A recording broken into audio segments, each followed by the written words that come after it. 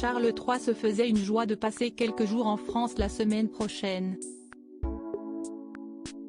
Dans son emploi du temps bien rempli à quelques jours du couronnement, le souverain de 74 ans avait prévu un crochet par Paris pour saluer le président Emmanuel Macron avant de se rendre en Gironde sur un domaine viticole et de s'envoler ensuite pour Berlin. Un déplacement qui, au fil du temps, semble de plus en plus compromis en raison du contexte de grève et de manifestations qui pourraient mettre en danger le roi Charles III. Si le palais de Buckingham suit avec grande attention le déroulement des événements, pour l'heure, aucune annulation n'est à l'ordre du jour. Le voyage de Charles III en France est maintenu mais serait sur le point de connaître quelques bouleversements.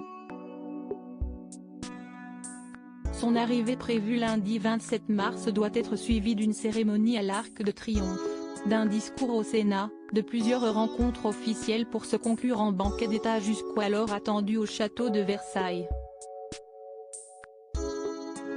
Mais si est-il justement là que ça coince? Un tel repas dans un lieu si luxueux en contexte de crise pourrait mettre encore un peu plus le feu aux poudres.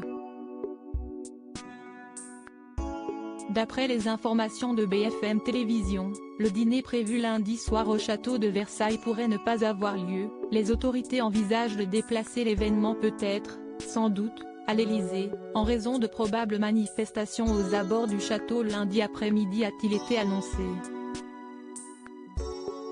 Aucune décision ne sera prise à la hâte. Il y a néanmoins fort à parier que la journée noire annoncée ce jeudi 23 mars fasse basculer toute l'organisation. Logistique et sécurité menacées. Si Paris a son lot d'inconvénients, ce n'est pas la seule ville de France rythmée par les blocages. Bordeaux n'y échappe pas. Il se pourrait d'ailleurs que les conducteurs de tram, que le roi Charles III envisage de prendre, refusent de circuler. Une problématique de taille en plus de la grève des éboueurs qui gagne le pays.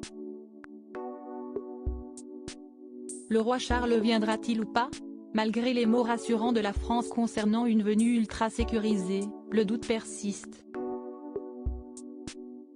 Les proches du roi craignent qu'un mouvement de foule dégénère en raison des rassemblements sauvages et donc non connus des services de sécurité. Ça peut se comprendre.